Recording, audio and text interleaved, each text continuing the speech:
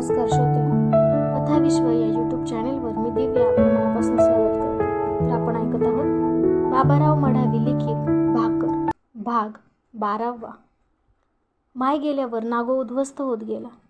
जुनं घर हळूहळू पडायला लागलं. भिंती खचल्या, अंगणातील विहीर बुजली, घरावरची खापरं टिचू लागली, काही फुटून पडायला लागली. त्यातून सूर्य सरळ आत येत होता. घरात अन्नाचा कण नव्हता. मडकी रिकामी पडलेली. उपाशी पोटी उंदरं चीची आवाज करीत धावायला लागली. जुनं नानतं घर उधळी लागून उकिरड्यासारखं भासायला लागलं. नागोची माय होती तोवर घर जागेवर होतं. मोठा भाऊ रावसाहेब आपला थकलेला बाप घेऊन येवत्याला चालता झाला. माय नागोच्या वाट्याला आली होती, पण तीही जीव सोडून गेली. नागोला घर खायला उठलं. त्याचं वय विशीतलं.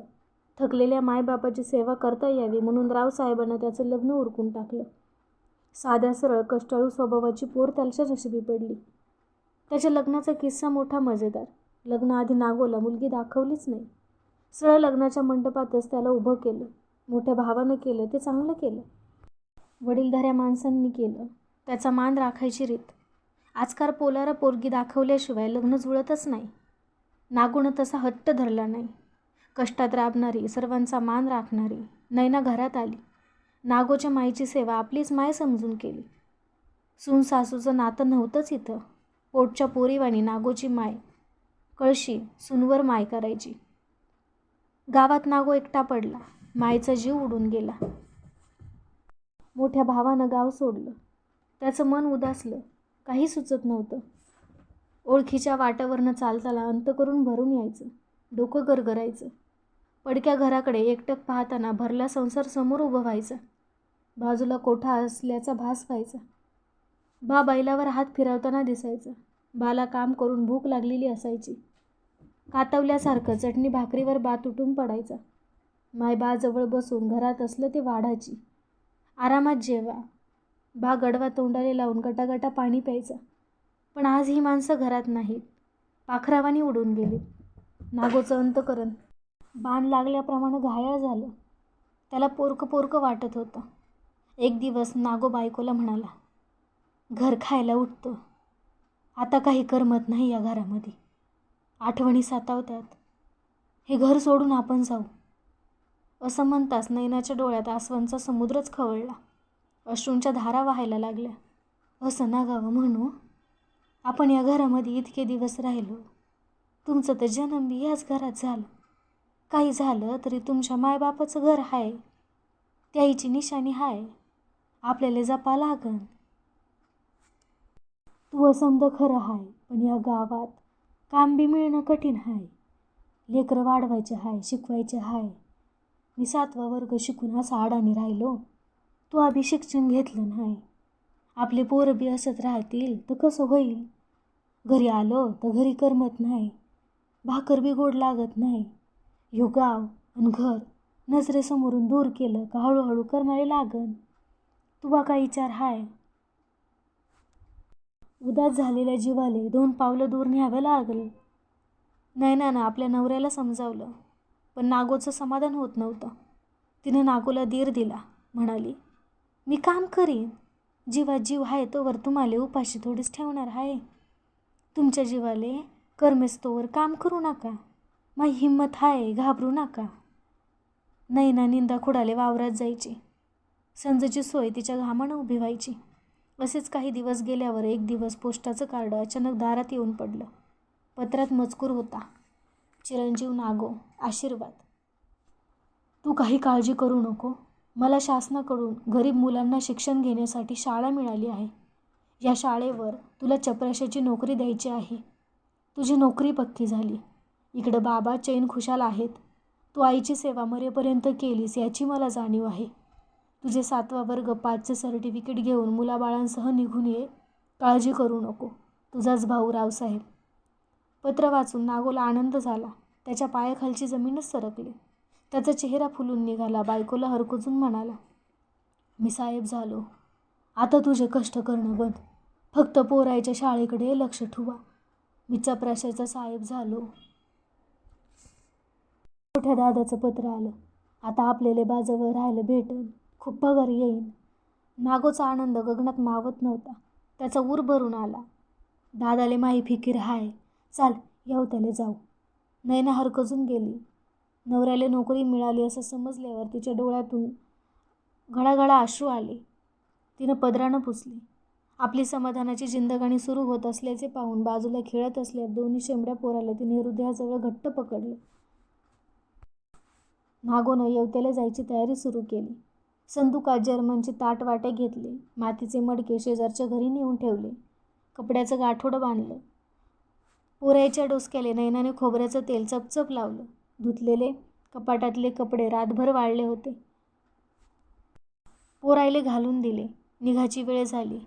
नागोचा एकाएकी कंठ दाटून आला. काहून तर घराहून पाय निघून नाही का हो? माय मेल्यावर उदासलेला नागो बायकोजवळ घर नजरेआड केल्याचं दुःख हलकं होत म्हणणार. आता मात्र घरातून पाय काढत नव्हता. नैना हळद कुंकू घे, जाताना दारावर लाव. नैनानं दारावर हळद कुंकू ठेवलं. नमस्कार केला. ती मुळमुळ रडायला लागली. मी तुम्हाला म्हणत होती, नाहीतरी आपली कष्टाची जिंदगाणी हाय. मी कष्ट करीन आणि तुम्हाला पोषीन. हिंमत हारू नका, पण हे घर सोडू नका. तुमच्या मायबापाची आठवण हाय, पण आता काय करता? भाऊजीनं तुम्हाला नोकरीवर बोलावलं हाय. आपल्याला जावंच लागन. नागो घर सोडताना मुळमुळ रडत होता. नैना म्हणत होती, तुम्हाला माई आण हाय, रडू नका. नागोनं संदूक डोसक्यावर घेतलं. नैनानं लहान पोराला काखत घेतलं आणि कपड्याचं गाठोडं डोक्यावर घेतलं. मोठी पोरगी 5-6 वर्षाची होती. ती पुढं पुढं धुडधुड धावत होती. कलगाव फाट्यापर्यंत 5 किलोमीटर पैदल येऊन माधवनं येवत्याची एसटी पकडली. नागोचा संसार मोठ्या भावाजवळ येऊन थाटला. चपराशाचा आदेश मिळण्यासाठी काही दिवस वेळ होता.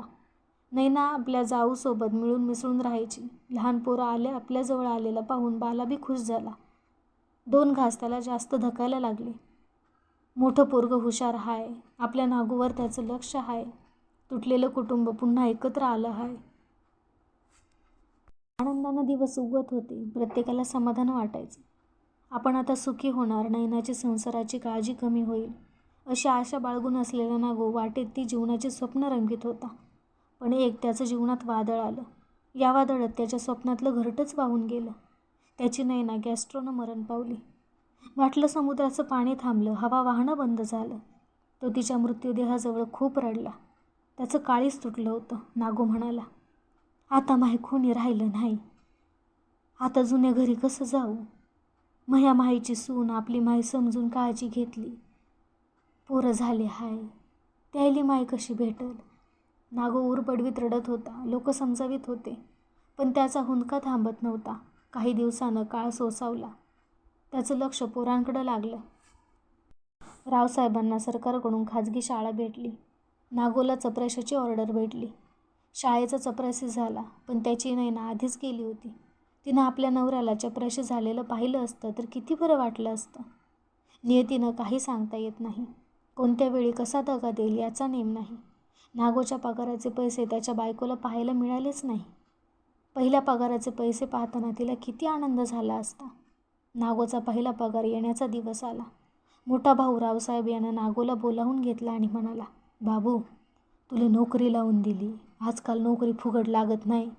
50-50 हजार रुपये दिल्यावरही नोकरीची गॅरंटी नसते. तू शिकला बी नाही तरी तुझी चपराशाची ऑर्डर काढली. सवलतीत प्रत्येक पगारावर पैसे फेडा लागन. मंजूर असन तर सांग बाबू. मोठ्या भावाचे शब्द शेषावतल्याप्रमाणे कानात शिरले. त्याला वाटलं, आपली नैना जिवंत असती तर तिच्यावर काय बेतली असती. उभ्यानं चक्कर येऊन बेशुद्ध पडली असती. आता परत घरी बी जाऊन काय करावं? मोठ्या दादानं पगाराचे पैसे काढण्याचा कोरा कागद समोर ठेवला. नागो, तुझ्या पगारावर सही कर. बँकेतून पैसे काढायचे हाय. हो दादा, तू आम्हाला नोकरी लावली, लय उपकार झाले. हे घे सही, पगार काढून आण. द्रोणाचार्यानं एकलव्याला अंगठा कापून दिला. मोठ्या दादानं पैसे काढण्याच्या कागदावर नागोची सही घेतली. दोघेही एकाच जातीचे. द्रोणाचार्यापेक्षाही भयंकर निघालेला दादा पाहून नागोची मान खाली गेली. रावसाहेबानं बँकेतून नागोच्या पगाराचे पैसे काढून आणले. नागोच्या हातात 300 रुपये दिले. 1200 रुपये स्वतःच्या खिशात टाकले. पहिलं तुवा 100 रुपयात भागत होतं. आता 300 रुपये महिनाभर मस्त खा, काही काळजी करू नको. नागोंच्या डोळ्यांसमोर काजवे चमकले. नयनानं काय स्वप्न रंगवले होते त्याची त्याला आठवण झाली. इलाज नव्हता. शहरात आलेल्या माणसांना स्वतःच्या विकासाचा वास लागतो. भाऊबंधांना विसरतात.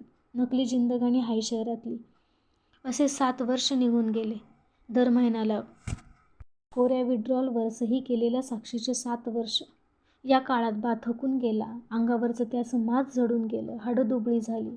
2 पोरांचे 2 प्रकारचे संसार त्यानं पाहिले. नागोचं 300 रुपयात भागत नव्हतं. रावसाहेबानं बिल्डिंग चढवली, बंगई टांगली. नागोत त्याचा बाचा जीव होता. बानं रावसाहेबाला काहीकदा सामावजावलं. पोरा, मोठा हाईस, हुशार हाईस. तू ये संबंध सरकारपर्यंत हाई. तू मायापोटी लय माणूस जन्मला. पण हे नागो कमी शिकलं, अडाणी झालं. त्याले तुनं चापराशी लावलं. पण तू त्याचे 1200 रुपये कापून 300 रुपये त्याच्या हातात देत 7 वरीस होऊन गेलं.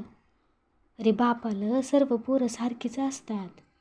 तू अन नागो एका माईच्या पोटी जन्मले. असं असून त्याचं तू शोषण करू राहिला. तुले काय सांगावं, सांगू सांगू थकलो. असं करू नको. तू हा सख्खा भाऊ हाय. माया डोळ्या देखत त्याचा पुरा पगार दे. नागोसाठी आपल्या मोठ्या पोरासमोर बापानं भीक मागितली, विनवणी केली. पण त्याचा काही उपयोग झाला नाही. काही दिवसानं बा अर्धांगवायूनं निघून गेला. नागोची सही कोऱ्या विड्रॉलवर घेणं बा निघून गेल्यावरही सुरूच होता. नागोला त्याचे हक्क समजत होते, पण मोठ्या भावाच्या विरोधात कोणाजवळ तक्रार करणार. अडाणी भावाले पगार पाण्याला लावलं, हेच तर फार उपकार झालेत त्याचे. याची जाणीव ठेवून तो सारं काही सहन करीत होता. त्यानं झोपडपट्टीतलं एक योजनेचं घर मिळवलं होतं. पगाराच्या 300 रुपयांवर त्याची गुजराण चालू होती. त्याची पोरं झाडासारखी वाढत होती. नागो आपल्या पोरांना घेऊन जिंदगानी पुढं न्यावयाची होती. याची जबाबदारी समजून घराच्या आड्याकडे पाहत पाहत मुलांच्या भविष्याचा वेध घेत झोपी जातो. रात्र कशी संपून जाते हे त्यालाच कळत नाही. सकाळीच उठून शाळेची घंटा वाजवण्यासाठी लगबगीनं शाळेत जातो. घंटीचा आवाज शाळेच्या परिसरात जोराजोरानं आदळतो. ताकदीनं घंटीवर ठोका मारतो. गरिबाचे पोरं शिकावी म्हणून त्याची छाती भरून येते, हातात बळ येते. शोषण झालेले त्याचे पाय मात्र स्वतःच्या पोरांच्या काळजीनं थरथर कापतात. भावानं निदान घंटी तरी हातात दिली याचाच त्याला जिव्हाळा वाटतो आणि रावसाहेब शाळेवर आले की शाळा दाखवण्यासाठी त्याच्या मागं मागं फिरतो. तर आजचा भाग कसा वाटला हे कमेंटद्वारे नक्की कळवा व चॅनलला लाईक करा, शेअर करा व सबस्क्राईबही करा. धन्यवाद.